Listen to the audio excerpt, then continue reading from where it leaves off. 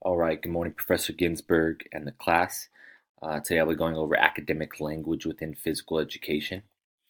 Um, Typically, there are four areas of academic language that is used within physical education. Um, those are motor skills, sports and games academic language, fitness and conditioning academic language, and then the body academic language. And so the first thing I'm going to be talking about are motor skills vocabulary. So words such as kick, jump, skip, throw, catch, and hop. A lot of this academic language, when talking about motor skills, is incorporated at a very young age. So you typically will see this within kindergarten, first grade, even second grade, where you're slowly introducing these concepts and these vocabularies to the students.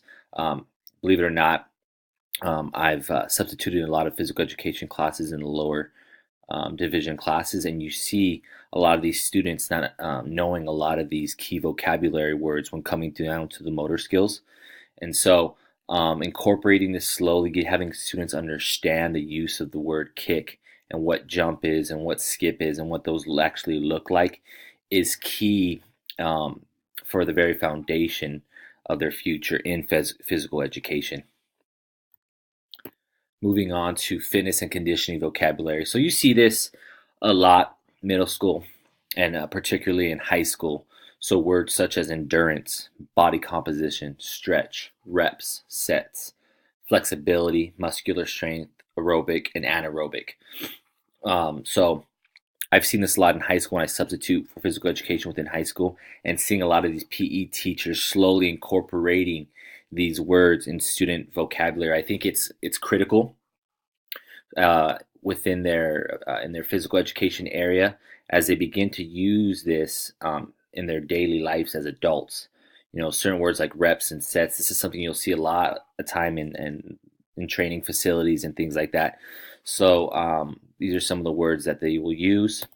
Next is body dynamics vocabulary. So words like radius, ulna, bicep, gastrocnemius, clavicle, pectoralis major, gluteus maximus. So a lot of these words are upper division. A lot of these words may be very difficult to understand at first, but slowly teaching students how to use these words is pivotal. I think, especially when weight training and understanding that you're going to be working on your biceps today, or students we're going to be working on our gluteus maximus or our pectoralis major, and students being able to understand and identify what exactly that muscle is or what exactly that bone is, I think is important, especially for a lot of our students that are going to be going on to higher education in areas such as this, and giving them a good, strong foundation of exactly what they're going to be doing and partaking in. Next is sports and games. So the academic language within sports and games. So examples would be football, using words such as catch, hike, interception, running back, touchdown, fumble, offsides. When looking at soccer, goalie, the corner kick, dribble, striker, and then basketball, free throw, traveling, chest pass, free throw, and layup. These are all words that many students, when first getting into physical education, have no idea what they are. If they're not in extracurricular activities outside of school, if they're not participating in sports outside of school, they have no idea what these words mean.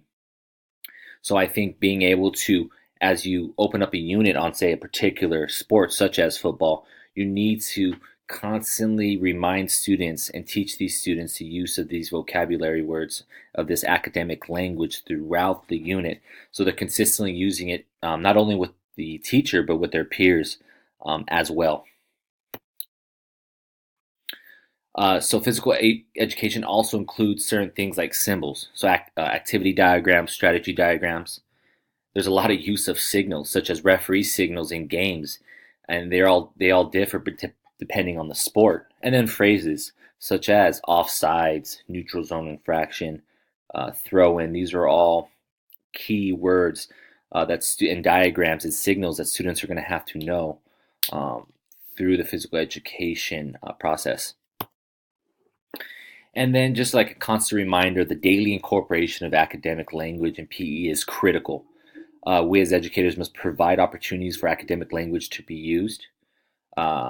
We also need to provide models of academic language. And then most importantly, just consistently reminding students to use academic language. I know a lot of times when doing PE, I see a lot of students not using the academic language that is required of that maybe that sport or that game. And so just a consistent reminder, say, hey, you know, that's a throw in or that's offsides. Use the language and reminding students to consistently use that language so that it is instilled in them as they become adults. And they can continue to use that academic language throughout their adulthood. Thank you guys for listening and hope you have a great day.